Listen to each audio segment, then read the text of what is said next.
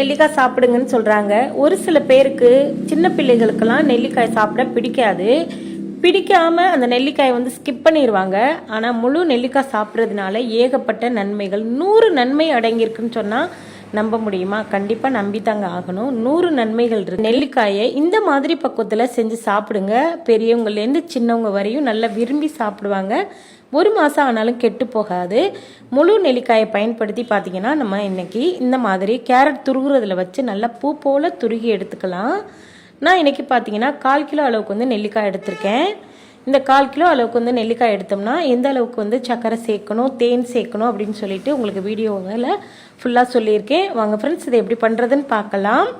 இப்போது இந்த நெல்லிக்காயை வந்து நான் பூ போல் துருகி எடுத்துட்டேன். நீங்கள் வந்து இந்த துருகல் வந்து உங்களுக்கு பிடிக்கலை அப்படின்னா இட்லி பாத்திரத்தில் கூட ஸ்டீம் பண்ணி எடுத்துக்கலாம்.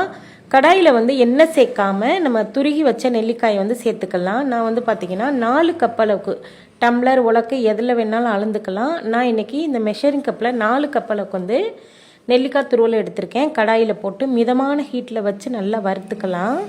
கொஞ்சம் கூட எண்ணெய் சேர்க்க வேண்டாம். அதில் உள்ள ஈரத்தன்மை நல்லா போனதுக்கப்புறம் எந்த கப்பில் நெல்லிக்காய் அளந்து எடுத்தோமோ அதே கப்பை பயன்படுத்தி 1/2 கப் அளவுக்கு வந்து வெல்லம் சேர்த்துருக்கேன். வெல்லத்தை நல்லா தட்டிட்டு சேர்த்துருக்கேன். இதில் தூசி மண் எதுவுமே இருக்காது. நல்ல சுத்தமான வெல்லம்.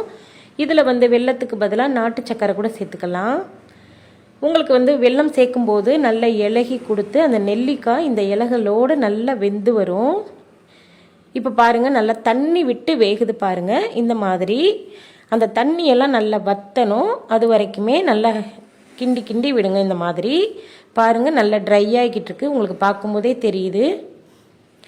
இது போல் நல்லா கிண்ட கிண்ட அந்த தண்ணியெல்லாம் நல்லா வற்றணும். வெல்லத்தில் உள்ள ஈரப்பதம், நெல்லிக்காயில் உள்ள ஈரப்பதம் வற்றினாதான் நமக்கு வந்து 1 மாதத்துக்கு வச்சு சாப்பிட்லாம். குழந்தைங்கள்லேருந்து பெரியவங்க வரையும் செஞ்சு கொடுங்க. நெல்லிக்காயில் எவ்வளோ நன்மை இருக்குன்னு உங்கள் எல்லாருக்குமே கண்டிப்பாக தெரிஞ்சிருக்கும். முழு நெல்லிக்காயை சாப்பிட பிடிக்காதவங்க இந்த மாதிரி செஞ்சு சாப்பிட்லாம்.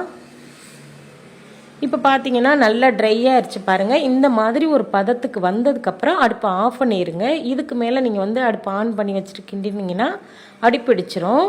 இப்போ அடுப்பை ஆஃப் பண்ணிவிட்டு நல்லா ஆற விட்டுட்டு இந்த மாதிரி ஒரு கண்ணாடி பாட்டில் இல்லைன்னா டப்பா, கண்ணாடி பொருளில் வந்து நம்ம சேர்த்துக்கலாம்.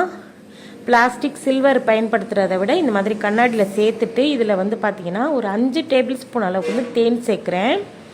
சூடாக இருக்கும்போது தேன் சேர்க்க வேண்டாம். நல்லா முழுமையாக ஆறுனதுக்கப்புறம் தேன் சேர்த்துக்கலாம். நான் இன்றைக்கி பார்த்தீங்கன்னா ஒரு 5லேருந்து 6 டேபிள் ஸ்பூன் அளவுக்கு வந்து தேன் சேர்க்குறேன்.